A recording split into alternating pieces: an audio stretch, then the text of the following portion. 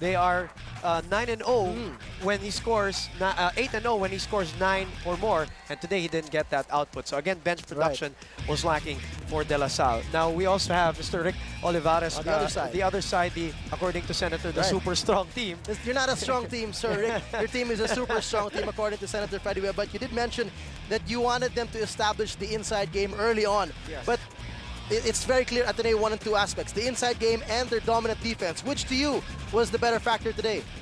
Well, I'd say TJ and Boom, no, that it was really going inside. Because as you can see, early on, what La Salle was trying to do was really knock off the guards of Ateneo by distracting them, taking them off the rhythm. So what they tried to do was get the ball down to the post very, very quickly. As we mentioned earlier, the idea is to establish the inside game. Although they didn't have that happen in the early goings, they finally got it going. And what a game, again, by the 1-2 punch of Ateneo, Raba Alusaini and Nonoy Baclao. I am Nonoy shirt right there. Yeah. All right, and as you can see, the last couple of years, Ateneo's really been a big man's team. Well, you can credit that to Coach Norman Black, but ironically, he was really a guard back then when he started out. But again, this is a big man's team. And earlier, we were trying to say that you got to stop Chris Chu and the guards, but really, you got to shut down the front line of Ateneo also.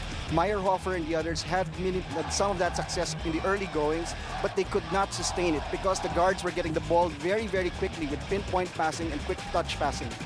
And that's why, if I may interject, the only team that has been able to beat FEU is a team that Ateneo is a team that can probably somehow match up with their front line. And that was right, FEU. Rick Olivares from the Business Mirror, thank you very much for joining us today. It was a pleasure having you and, of course, Senator Freddie Webb with us and sharing your thoughts about Game 1 of the finals. But it was a defensive game, 69-61. They defended in terms of the three-point shot. They didn't give a lot of opportunities. They forced really bad shots from the three, and they also prevented La Salle from the inside points, which again, they are #1 in the league in limiting the inside field goals. Well, they did their average. They averaged only giving up 60.5 points a ball game to their opponents, giving La Salle 61 points, right on the barometer there of Ateneo's wins, and they've been winning it with defense, and they showed that today in game #1. That's right.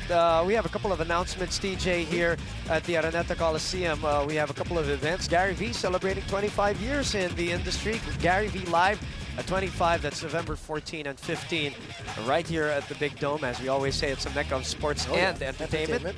That's right. And speaking of Gary V, who was here, by the way, to cheer on for La Salle, all La Sallians, the DLSU Taft homecoming, as they celebrate their centennial year in 2011, the first Saturday of March 2009. They're already getting ready and gearing up for that. Okay, game #1 is done, over with. A lot of debates will happen after this. You will have your own at home, in the bars, or in the schools, whatever it is. But us here, we're going to prepare for game #2 because we are sure that La Salle is going to go for all-out war, and that's happening on Thursday, right here at the Araneta Coliseum.